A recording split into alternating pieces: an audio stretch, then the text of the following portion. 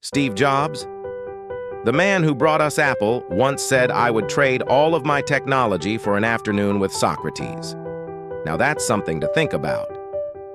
Speaking of Apple and Socrates, here's a thought-provoking tale. Once upon a time, there were two students. They were full of questions about life, questions that were too big for them to answer alone.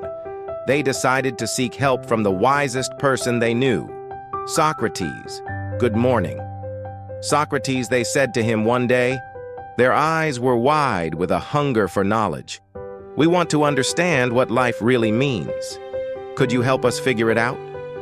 Socrates didn't say anything at first, but there was a spark of playful wisdom in his eyes. He gestured for the students to follow him, curious and thrilled. They tagged along. Socrates led them to an apple orchard.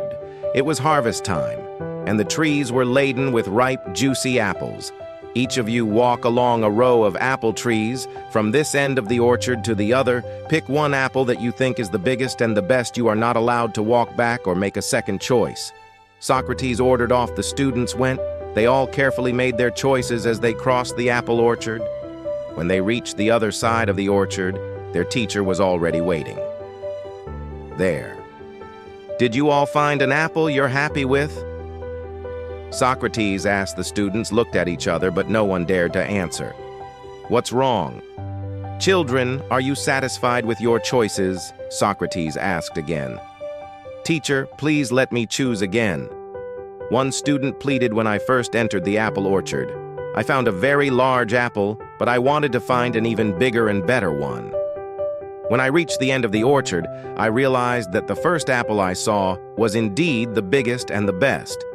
The other student then spoke.